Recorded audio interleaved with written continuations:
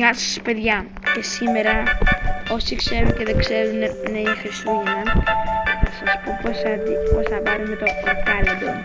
Ξέρετε, αλλά δεν ξέρετε μερικοί τον αριθμό και θα σας δείξω μισό γιατί τι γαλάσουμε για μπρο, sorry. Από αυτήν την sorry παιδιά, έχω ξέρετε πώς θα πάρετε το ορκάλεντο, αλλά δεν ξέρετε πώς θα πάρετε το ορκάλεντο.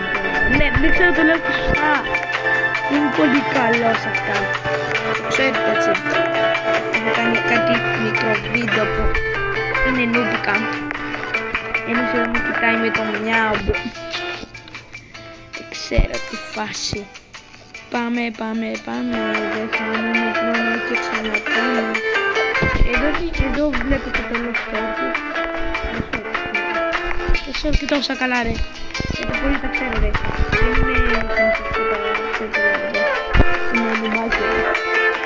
Είμαι λίγο νουμπ. Παραδέχομαι πάντως. Γιατί δεν ξέρω άμα πετάξει. Οκ, πάμε παιδιά. Να το ξέρετε, είμαι εδώ με τον φίλο μου τον Τάσο. Έχει και αυτός κανάλι, θα σας πει το κανάλι του, σας παρακαλώ κάντε το εγγραφή. Pro Gamer κάτω παύλα 10 με μεγάλα. Ξαναπέστε το. Pro Gamer κάτω παύλα 10. Επίσης να το ακούσετε, είναι στο κωδικός εδώ, θα σας δείξω πώς παίρνουμε. Ο κωδικός 1, 8, 7. Παραλίγο για 6-7 ρε φίλε.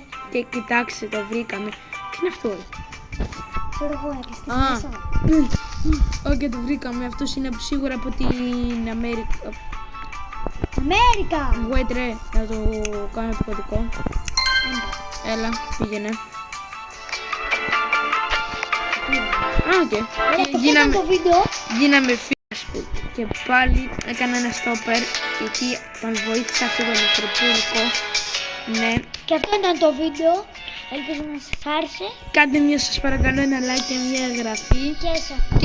Και επίσης τον Τάσο που λέγεται. Θα το έχουμε στο βίντεο Pro Gamer κάτω παύλα 10. Οκ, θα το έχουμε κάπου γραμμένο. Bye. Γεια.